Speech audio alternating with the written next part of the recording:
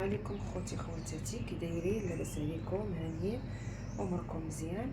كنتمنى يا ربي هذا الفيديو يلقاكم في صحه جيده وفي احسن الاحوال، نتوما وليداتكم معز عليكم يا ربي.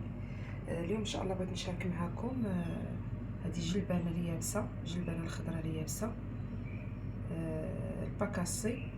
بغيت نشاركها معكم بواحد الطريقه اخرى كتجي حتى هي غزاله وجديده.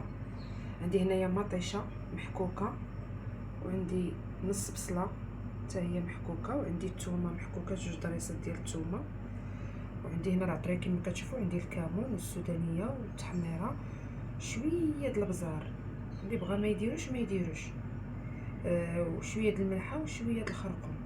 صافي هانتوما خليكم معايا، ندوز دابا ان شاء الله الطريقه كيفاش غادي نصايبها.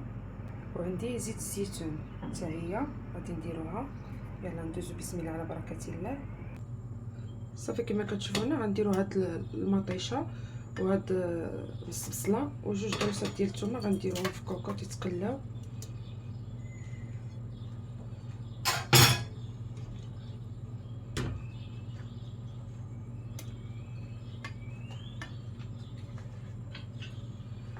غنضيف عليهم زيت الزيتون،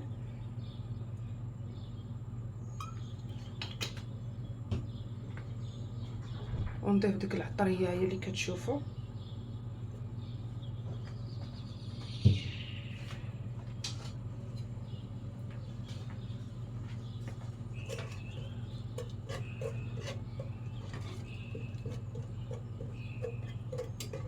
نحركوهم مزيان ونخليهم تيتقلاو مزيان.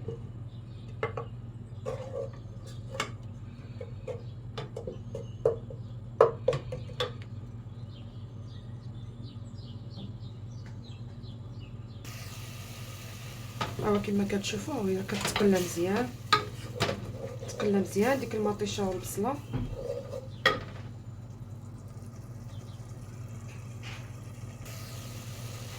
صافي هنا كما شفتوا من بعد ما تقلات مزيان غادي نضيف الماء. هنا الماء عندي راني سخنته من قبل. هانتوما غادي نضيف الزلافه الاولى وغنضيف زلافه الثانيه. نضيف جوج زلايف ديال الماء وغنضيف زلافه ديال الباكاسي، هي الجلبانه الخضراء اليابسه، من بعد ما نقيتها مزيان وغسلتها.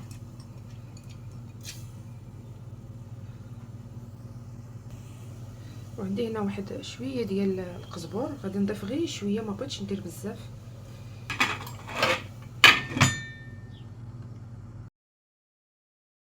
صافي شفتوا هي راها طابت.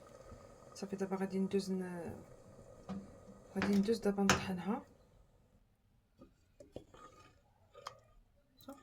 غندوز نطحنها شي شويه.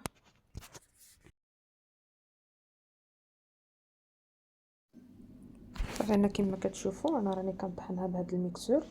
المهم تقدروا نتوما تطحنوها باي طحان كهربائي عندكم، اللي ما عندوش يقدر يطحنها غير بديك الطحان اليدوي اللي كنا كنطحنوا به هذا شحال عادي. المهم هي انها تطحن مزيان.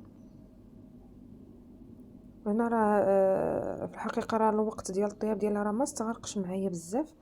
درتها على نار قليله وخليتها تقريبا ربع ساعه. صافي دغيا دغيا ديك الجلبانه كطيح، صافي كتحل وكطيب.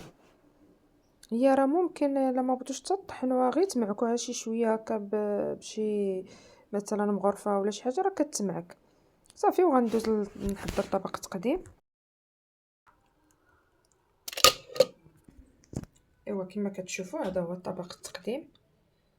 صافي كنزوق شي شويه بالكمون،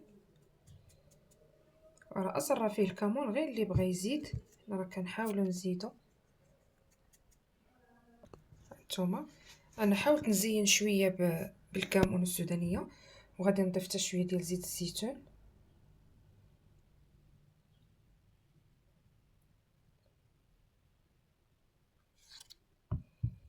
وغديوتنا المتواضعه هي هذه كما كتشوفوا. كنتمنى تقبلوا على هذا الطبق اليوم. غديوتنا هي هذه، اللهم اديمها نعمه واحفظها من الزوال. راه كتجي زوينه حتى هاد الجلبانه اليابسه الخضراء، ولا الباكاسي تيقولوا لها الباكاسي.